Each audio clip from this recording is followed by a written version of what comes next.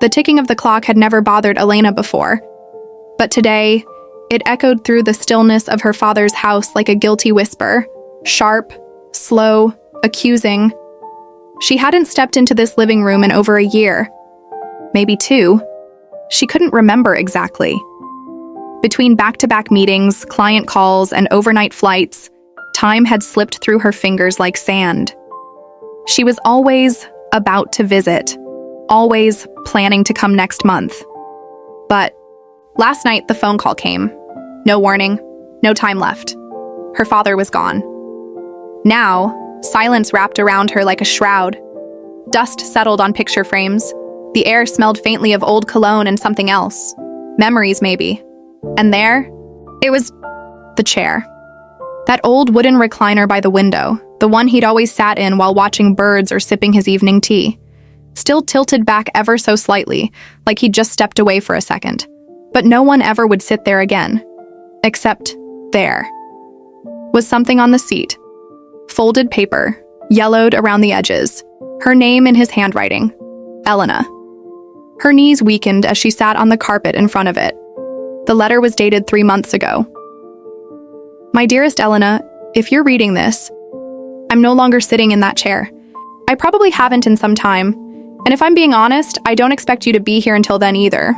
I know your life is busy. You've always chased dreams like they were stars, and I was always proud of that. Still am.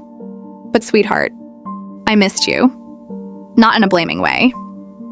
Just a quiet missing. The kind that sits with you during breakfast and follows you to bed. I watched the seasons change out this window, wondering when you'd walk back through that door.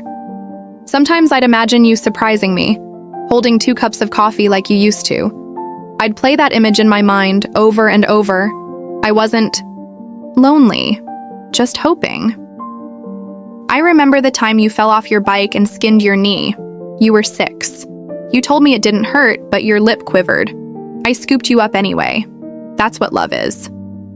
Showing up even when someone pretends they don't need you. I forgive you, Elena, for every missed call, every delayed visit. I know you love me. I just hope you know I loved you more. Don't let time cheat you again. Love the people who wait. Because one day, they won't be waiting anymore. Love always, Dad. She didn't realize her cheeks were wet until her vision blurred. The letter trembled in her hands as a sob cracked from her chest, raw and choking. She had missed birthdays, his last Christmas, the heart checkup he downplayed, and now she had missed goodbye. Elena placed the letter back on the chair like a sacred offering. She sat beside it, knees pulled to her chest, head resting against the wooden arm. For the first time in years, she didn't have anywhere to be. No flight to catch, no emails to send. She had all the time in the world, and yet, not enough. Life. Lesson. Don't wait to show love. The people you take for granted today may not be there tomorrow.